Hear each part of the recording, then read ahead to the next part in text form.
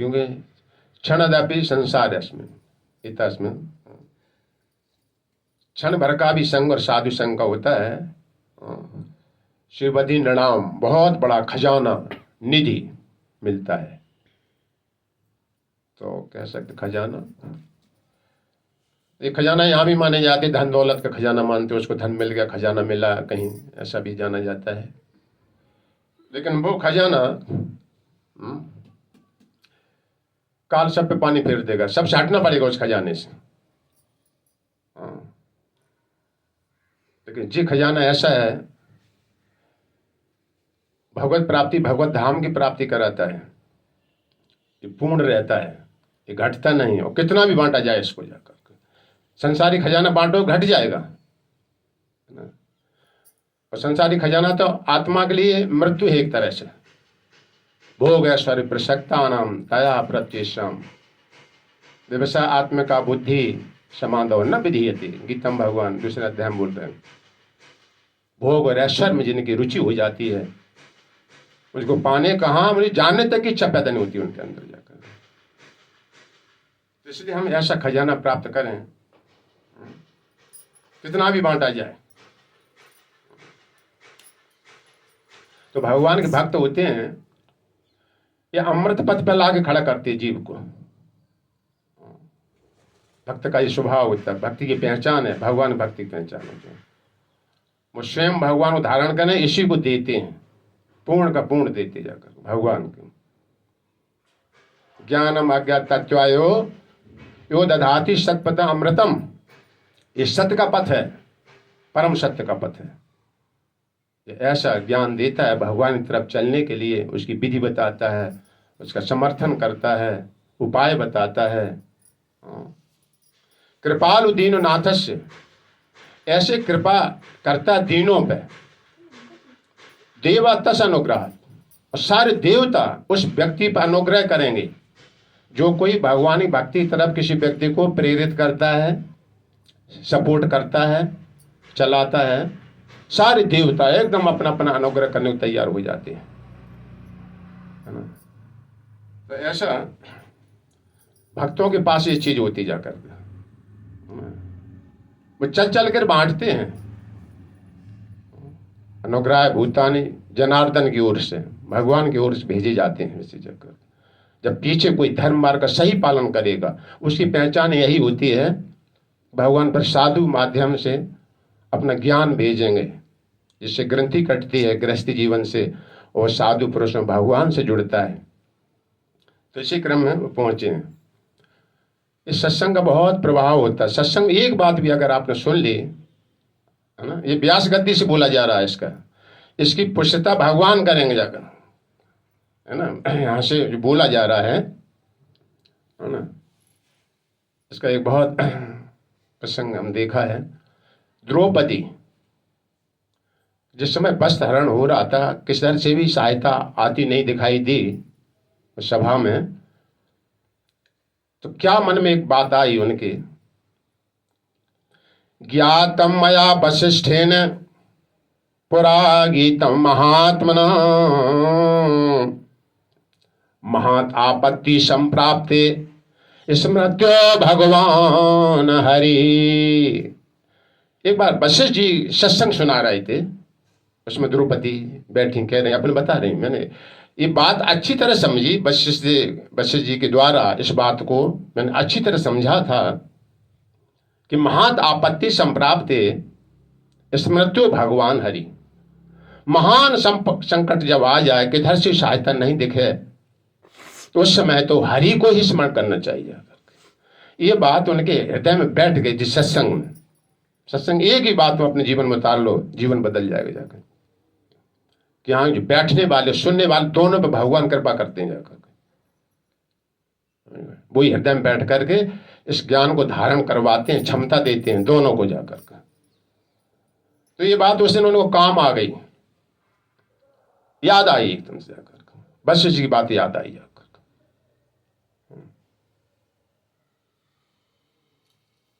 तो ये भगवान का नाम सब समय रक्षा करने वाला जीव का होता है।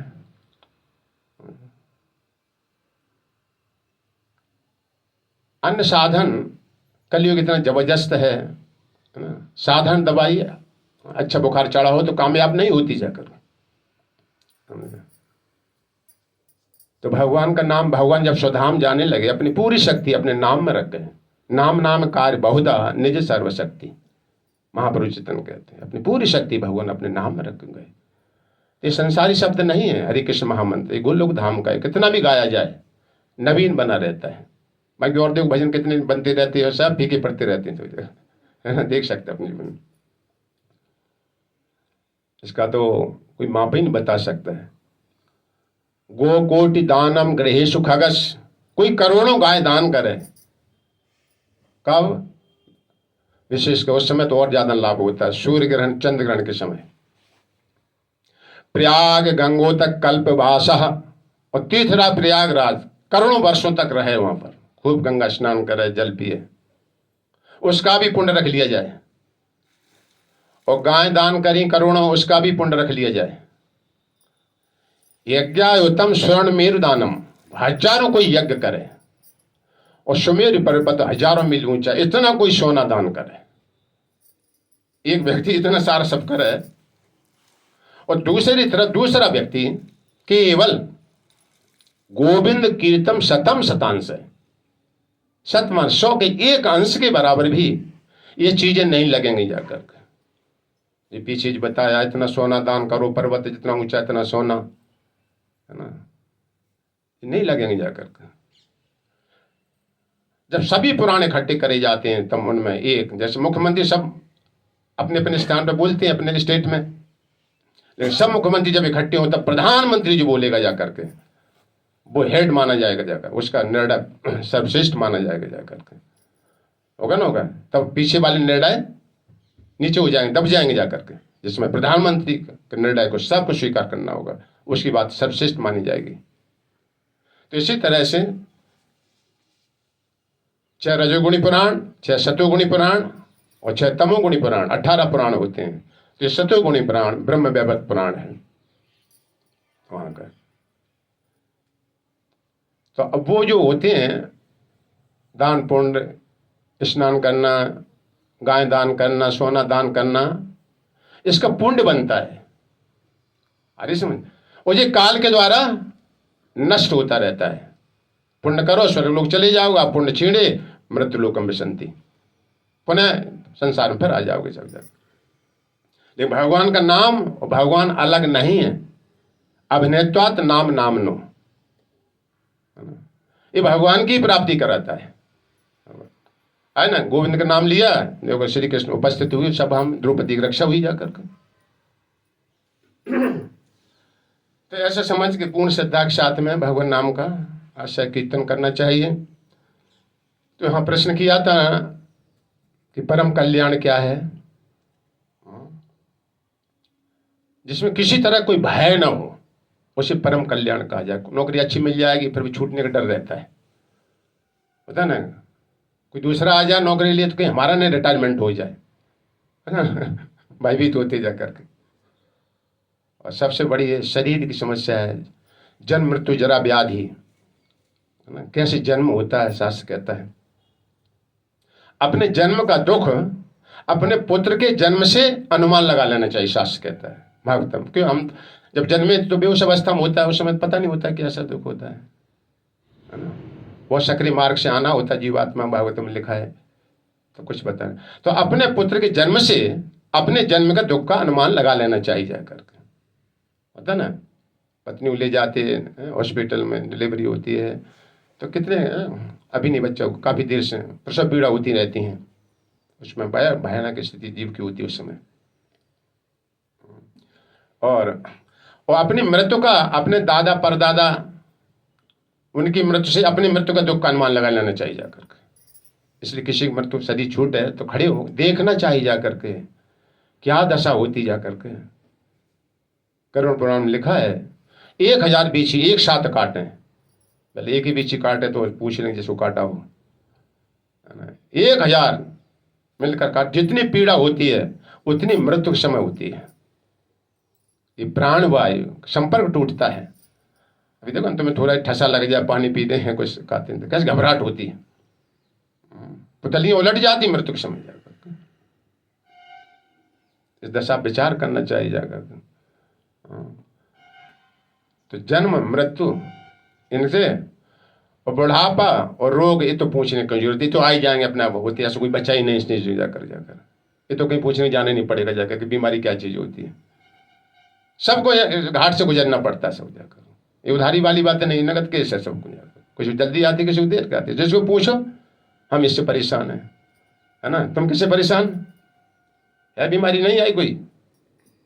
आज क्यों गए जो हॉस्पिटल में? हाँ, बीमारी है जाकर, है ना। ये कहीं से पूछने जाने नहीं पड़ेगा कि बीमारी क्या चीज होती है। इसका उपाय करना चाहिए जाकर। तो जब तक हमारी भौतिक इच्छाएं रहेंगी तब तक हमें भौतिक शरीर धारण करना पड़ेगा और संसार में आना पड़ेगा। जिस लोक पर जाओगे वहां वैसे शरीर होते हैं। आप जल में रहना चाहो तो ये शरीर नहीं चल सकता, मछली जैसा शरीर चाहिए, तो मछली बाहर नहीं रह सकती। यहाँ भी देखे जाते हैं कि भूटानी है, कोई चीनी है, कहीं कहीं मतलब उनके शरीर अलग हिसाब के, ठंडी वाली होती है, खूब सहन करने वाली, अलग अलग। तो बैकुंठ धाम में ये शरीर नहीं चलेगा जाकर तुम्हारा। इसके ऊपर दो शरीर फालतू चढ़े हैं। ये पंचभूत शरीर जो दिख रहा आंखों से, एक सूक्ष्म शरीर मन बुद्धि अहंकार का, ये दोनों शरीर के तब पीछे आत्मा है जाकर। सूक्ष्म शरीर के परकोटि में बंद है, तो वो कैसे निकल सकती उसमें से? न माया आवेश ध्यान कामाय कामाय कल्पते भर्जता क्वथता धानाय प्रायो बीजाय न ईशते। भगवान, जिसका मन मुझ में लग जाता है, कामाय कामाय कल्पते, ये दो प्रकार का काम होता है। एक काम इच्छाएं, कोई कहे हम ब्रह्मचारी रहे, तो उन्हें दूसरी काम की इच्छा है, बहुत पद पाने की, माला पहनने की, संसार में पद पाने की, हमारा बड़ाई हो, यश हमारा फोटो लगाया जाए, भले वो ब्रह्मचारी है। जैसे दो बातें इसमें कही जाए, नमाय आवेशित ध्यान बुद्धि जिसकी लग जाती है, कामाय कामाय कल्पते, वो एक काम वासना। ये दो चीजें किससे खत्म होगी? कैसे? भजता क्वथता धाना है प्रायो बीजा नहीं स्थिति, इस अंकुर नहीं करती। फिर जिसका मन मुझ में लग जाता है, ये भक्ति रूपी अग्नि जब हृदय में जाती है, सारे ध्वस्त कर देती सभी अंकुरों को। जैसे हम देखा है, मक्का भूनने वाले होते हैं, ठेली पे रखते हैं, होते हैं ना, फूला से दिखाई देते हैं, और उसमें नीचे मक्का पड़ी रहती है। ऐसा लगता है मैंने सही है जगह, लेकिन वो मक्का तुम ले जाओ और कहीं मिट्टी में दबाओ, उसको पानी डालो, वो अंकुरण नहीं करेगी, क्योंकि उसका अंकुर समाप्त हो चुका है, भीतर जल गया रेता में। भर्जता क्वथता धान आए, ये धान के बीज है ना, रेते में भूंज दे जाए, उबाल दिया जाए गर्म पानी में, अंकुर नहीं करेगा। तो ठीक इसी तरह से मेरी भक्ति जब हृदय में प्रवेश करती है ना, तो भीतर जो सूक्ष्म शरीर में आवरण जो जीवात्मा बंद है, उसको फोड़ के बाहर आता है।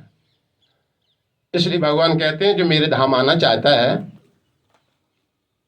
निर्माण मोह जित संग दोषा, जो झूठी मान प्रतिष्ठा में नहीं रहते हैं संसार में, इस संसारी वास्तविक में इनकी उपाधियां कहां सत्य हो सकती, शास्त्र कहता है। लेकिन इसमें जो डूबे रहते हैं, उछाल उसमें लगे रहते हैं प्राप्त करने में, है ना। निर्माण मोहा जित संग दोषा, और जित संग दोषा, जो भगवान के भक्त नहीं है उनसे दूर रहना चाहिए जाकर। ये जित संग दोष, नहीं तो सब चौपट होता रहेगा तुम्हारा। वो संसारी बात है, हमने यहाँ खरीदा था, इतना डबल हो गया 2 महीने के अंदर, 6 महीने के अंदर इतना डबल हो गया हमने सर, तो तुम भी विचलित हो गई। उनकी वाइब्रेशन जो निकलती है बहुत खतरनाक होती है। महाशिवम द्वारम आव विमुक्त तमो द्वारम योषताम संगम, भगवान ने शब्द कहते हैं। महात्माओं का संग करना मुक्ति का द्वार है, और कामी पुरुष का संग करना नरक का द्वार। सीधी भागवतम परिभाषा बताती थी। ये महापुरुष चेतन कहते हैं, असत संग त्याग सोई वैष्णव आचार। असत लोग जो केवल खाने पीने वाली बातें, मतलब शरीर से संबंधित ज्ञान, जिनको पालने का, उसकी सामग्री इकट्ठा करना, ऐसे लोगों से दूर रहना चाहिए। तो निर्माण मोहा जिसंग दोषा आध्यात्म नित्या विनिवृत्ति कामा। आध्यात्म नित्या, इसकी नित्य आत्मा की सप्लाई देना है जाकर के, तब प्रोग्रेस होगी। सिंचाई करना रोजाना, पौधा तो लगा दिया, नर्सरी लगा दी, पेड़ पौधे, सिंचाई नहीं कर रहे। गुरु ने मंत्र दे दिया, ले लिया प्रमाणिक संप्रदाय से, है ना, पौधा लगा दिया माली ने, अब सिंचाई तुम्हें करना पड़ेगी जाकर। तो ये भक्तों के साथ में कथा आदि के द्वारा नाम कीर्तन, ये आत्मा की बढ़ोतरी होती है, इसको पावर मिलता है। हाँ। निर्माण मोहा जितसंग दोषा, इसलिए हमेशा अगर भगवत धाम जाना तो झूठी पढ़ाई, अगर तुम्हारी कोई पढ़ाई कर रहा है, सावधान, उसमें सावधान हो जाओ, माया आ गई तुम्हारे पास। तुम बड़ा बढ़िया प्रवचन करते हो, तुमने बड़ी हमारी सहायता करी जाकर, समझ गए। सब भगवान का दिया हुआ है, सब जाकर उन्होंने दिए थे, इसलिए हम दे दिए जाकर, है ना। तो कभी इससे में सावधान हो जाओ जाकर, बहुत बड़े मदद। कोई बड़ाई करने आ गया तुम्हारी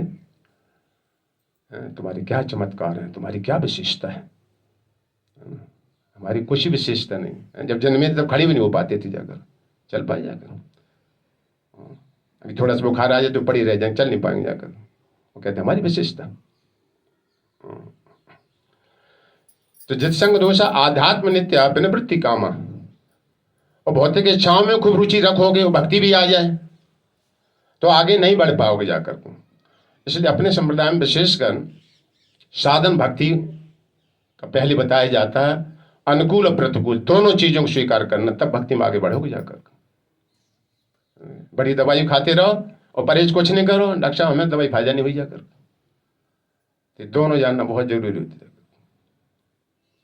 तो हमें सदैव भक्तों के संग में रहने का प्रयास करना चाहिए जाकर। भक्तों सादा जीवन होता है, द्वंद्व विमुक्ता सुख दुख संगय। और कई तरह ठंडी गर्मी अनुकूल प्रतिकूल ये आएगा, इनमें विचलित नहीं होना है, छोड़ना नहीं भक्ति किसी तरह से, दृढ़ता से, जिनका दृढ़ संकल्प होता है। गंछन्ति मूढ़ा पदम अव्ययम तत्, जाते हैं उस पदम अव्यय, व्यय हरास हो जाता है संसार का, उस पद को प्राप्त होता जाता। तो इसलिए हमें नित्य प्रति भगवान की लीला कथा वार्ता में जुड़े रहना चाहिए।